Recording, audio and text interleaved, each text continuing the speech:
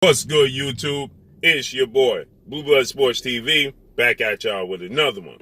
So, MATCHROOM CEO and promoter Eddie Hearn, promoter of two-time unified heavyweight world champion British superstar boxer Anthony Joshua, and also promoter of British heavyweight title contender star boxer Dillian Whyte. With that said, Eddie Hearn, he weighs in on undefeated two-time British heavyweight world champion superstar boxer Tyson and Gypsy King Fury, pulling out of his highly anticipated trilogy match that was scheduled for July 24th against Olympic bronze medalist, former WBC American heavyweight world champion superstar boxer Deontay the Bronze Bomber Wilder. It was scheduled for July 24th in just a few short weeks. With that said, Eddie Hearn, he weighs in on the fact that the fight is postponed, and they're looking at dates October 9th, and now they're talking about October 23rd. Eddie Hearn, he weighs in on the fact that Tyson Fury tested positive, and it stated that 9 to 10 other members of his team also tested positive for the virus, okay? So Eddie Hearn had this to say. He said that after dealing with Tyson Fury and his team, it's very hard to believe anything they say. He said it's very hard to believe anything they say and do until you actually see Tyson Fury in the ring with his opponent. It's very hard to believe anything he says or do. He stated that it's very convenient that Tyson Fury, test positive.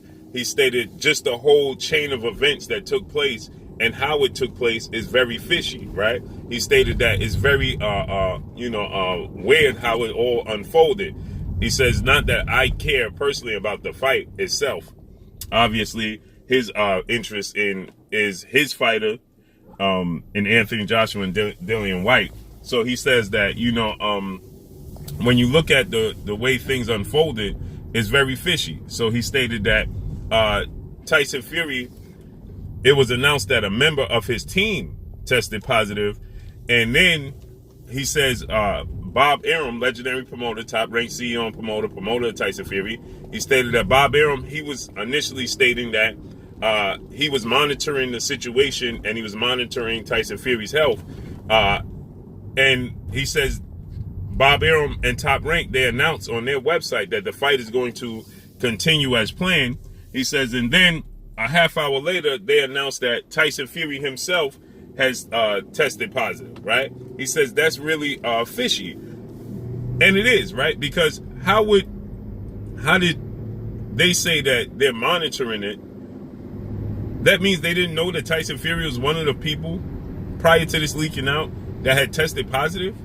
They should have knew that their number one objective and concern should have been Tyson Fury. So they should have immediately found out what was going on with him first and everybody else second. So for them to say they're monitoring the situation because it was somebody in his team, and then they say, well, it was Tyson Fury himself, that's fishy. So Eddie Hearn, he says there was reports that surfaced that Tyson Fury was struggling in training camp. Okay, he said, so this is convenient. There was reports that Tyson Fury was struggling in training camp. Same reports that I heard, right? I heard that Jared Big Baby Anderson, upcoming American star heavyweight contender, he had knocked Tyson Fury out on his feet. He was giving Tyson Fury a hard time in sparring, and Tyson Fury was struggling in camp, okay?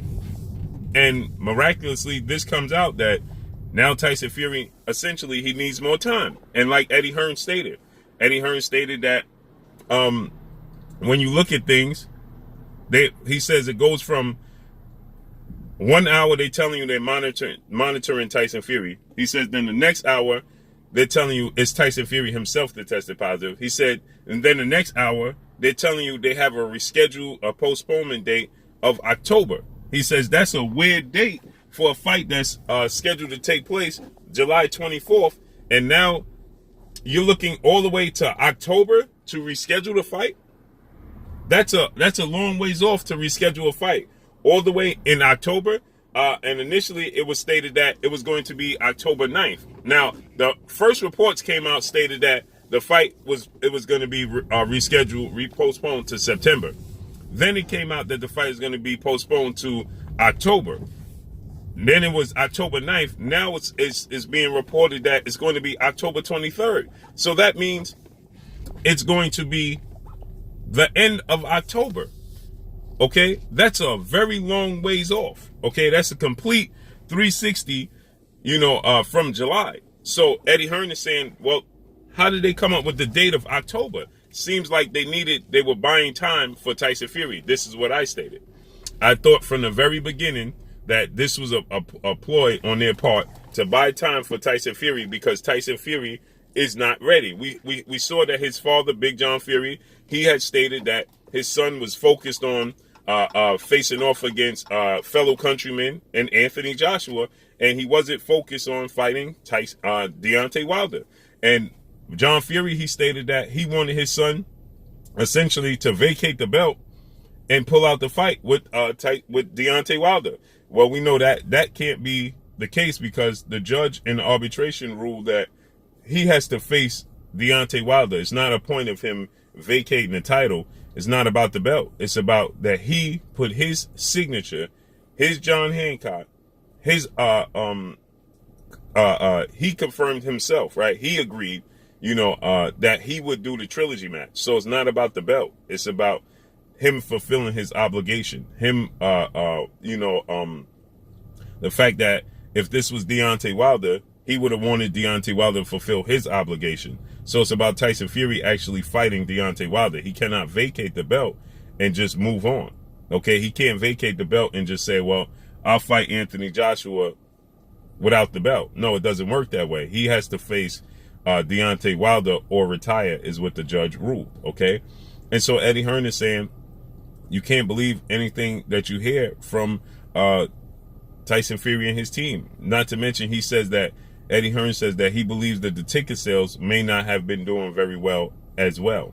So he believes that, it could be a mixture of a few things. It could be that the ticket sales wasn't doing well. Tyson Fury wasn't ready in camp. He was struggling in camp, and Eddie Hearn says that he believes that somebody in Tyson Fury's camp may have tested positive.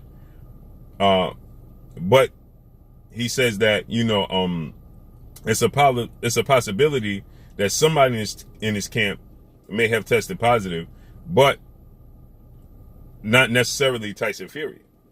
Okay? And they could just be taking the precautions of contact and using the opportunity to be able to buy more time. Okay? Essentially saying that this gives them the necessary ammunition to be able to say, well, we need more time, without saying we need more time. This is what I stated. I told you guys that I don't believe that Tyson Fury, this be the case. If this was the case, with so much money on the line, ticket sales and things of that nature, people already booked their tickets, booked their flights, booked their hotels. The fight is 2 weeks away, and there's tons of people losing money. So you would think that there would be some proof, administrated, to let everybody know that this is indeed the case, and it is nothing we could do about it. Now we could say, well, Tyson Fury should have been more responsible. That be true, but nonetheless, Bob Arum, he stated that Tyson Fury and his entire team was taken care of. They all, took the necessary steps. They was vaxxed, so they all took the necessary steps fully to assure that this wouldn't be the case. The entire team, he stated. He said the entire team on both ends. So now they're stating that Tyson Fury, he took the first portion, didn't have a good reaction, so he just decided not to take the second portion, which left himself vulnerable to and susceptible to contracting it. Like I said. And then they're stating that Tyson Fury is going to travel back to the UK. Now he's going back home. It just sounds like to me that it's a way for them to buy time. Maybe somebody in their team did test positive. I don't doubt that, but if it's Tyson Fury himself, we should see proof, right? Where's the proof? So like Eddie Hearn says, the chain of events that comes from Tyson Fury, all the things that have occurred with Tyson Fury, and just seeing how he moves. Okay, Tyson Fury. You just look at the history of Tyson Fury with Vladimir Klitschko, and the dates. How he continued to change the dates. First, he had an ankle injury, which saw the fight postponed. This is an immediate rematch with Vladimir Klitschko. He had an ankle injury. He cited an ankle injury. The fight was postponed and rescheduled. Then just a few weeks before that fight was scheduled to take place, well, then Tyson Fury cited another health issue that couldn't be detected. He said it was, mental. And then he pulled out of the fight. Then he ended up testing positive for a banned substance on UCOD anti-doping agency list, allegedly. And then he was suspended, and the fight never materialized. So just the history of Tyson Fury, he's never successfully defended his titles ever, should speak volumes. It just absolutely should speak volumes. And like Eddie Hearn said, if Tyson Fury now, I believe Eddie Hearn should have done his due diligence and should have done more research himself on the situation, negotiating with Tyson Fury for Anthony Joshua fight, an undisputed showdown, knowing he was in mediation and arbitration with Deontay Wilder. Tyson Fury led them to believe that they were going to win the arbitration, that there was nothing to worry about. Tyson Fury himself even stated, I pay millions upon millions of dollars to my legal team to make sure that this situation with Deontay Wilder goes away. Well, it wasn't going away. Now, like I said, it's on Eddie Hearn and Anthony Joshua. Knowing this man is in mediation and arbitration, that it's a strong chance that he absolutely will not win this case and have to face Deontay Wilder in a trilogy that he was contractually obligated to fulfill. The fact that he attempted to maneuver around a trilogy match that he agreed to and knew he had a bonding contract to hold him to it should speak volumes. The fact that he went into negotiation with Deontay Wilder for the immediate rematch after their first fight ended in a draw, and after everything was agreed upon and all they needed was his signature, and he pulled out of that, didn't fulfill that. The fact that he pulled out of Vladimir Klitschko 2-3 times, that should speak volumes. He never ever fulfilled any of his obligations, and he thought he wasn't going to have to fulfill a trilogy obligation with Deontay Wilder and maneuver around it. It didn't work out that way, and now I believe he's trying to buy time. But that's all I got for y'all, man. Make sure you hit the like button. Drop a comment in the comment section. Let me know what y'all think. Y'all already know what it is. It's your boy Blue Blood Sports TV. Hate, like, comment, and subscribe. If you haven't subscribed, hit the subscribe button. Hit the like button. Hit the bell icon to get all the new notification. Follow me on Instagram at Blue Blood Sports TV, all one word. Y'all already know what it is. Shout out to the entire LDBC. Shout out to New Media. Shout out to Black Media Row. Make sure you like and share these videos. That's all I got for y'all. Peace. Hey, this is Ebony Bridges, Blonde Bomber, and you're watching Blue Blood Sports TV.